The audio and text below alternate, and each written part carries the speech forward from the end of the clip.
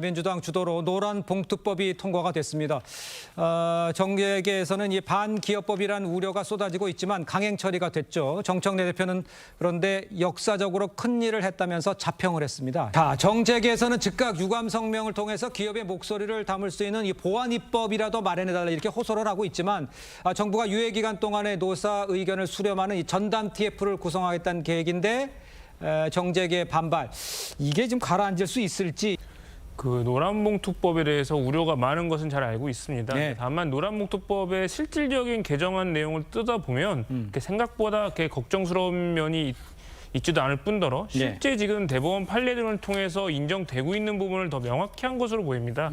크게 두 가지인데요. 첫 번째는 결국 이제 실질적 사용자의 지위에 있는 자와 이제 근로자들이 이제 직접 노사협상을 할 수 있도록 되어 있는 건데 네네. 지금도 뭐 그제 하청이나 하청업체들로 직접적인 이제 지시감독 관계가 있으면 대법원 판례에서는 사용자로 인정을 하고 있기 때문에 그걸 더 법으로 명확히 한 것에 불과하다는 말씀을 드리고 특히 더 문제를 좀 삼고 있는 부분은 결국 이제 뭐 불법 파업 같은 것일 경우에 손해배상 책임, 뭐 법적인 책임 다 면제되는 거 아니냐 이런 우려가 있습니다만 지금 개정안 통과된 노란봉투법을 통해서도 불법 파업에 대해서는 손해배상 책임을 지우도록 되어 있는 겁니다.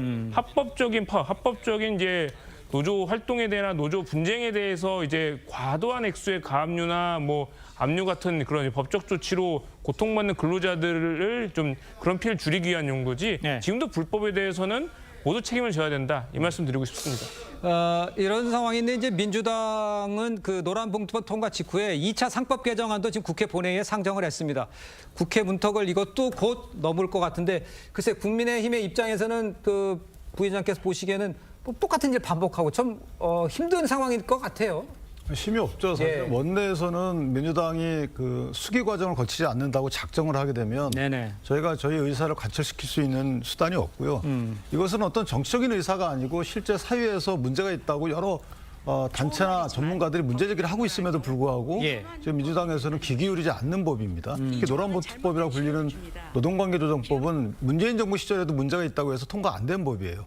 저게 사실은 저희가 노사관계, 이게 근로계약이라고 치면 근로계약을 체결하지 않은 사람을 상대로 해서 교섭을 하라는 거죠. 이건 사실 헌법 위반이라고 저희가 볼 수가 있는 거고, 그러니까 법원에서 인정하는 뭐 실질적인 어떤 그 원청관계, 그러니까 계약관계에 있다는 것은 그럴 만한 사유들이 다 있는 것이고, 법원이 그렇게 인정하게 되면 법을 굳이 만들 필요가 없는 거거든요.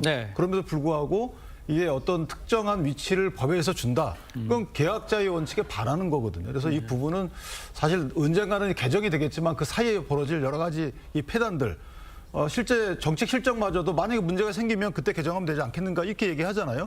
그러면 그 사이에 피해를 입은 기업이나 국민들은 어떻게 하죠? 그런 상당히 실험적인 법이고 사실은 이념적인 법이다. 이렇게 생각합니다. 알겠습니다. 국민의힘은 노란봉투법 강행 처리가 민주당의 치명적 오판이자 이 돌이킬 수 없는 실책이라고 했습니다.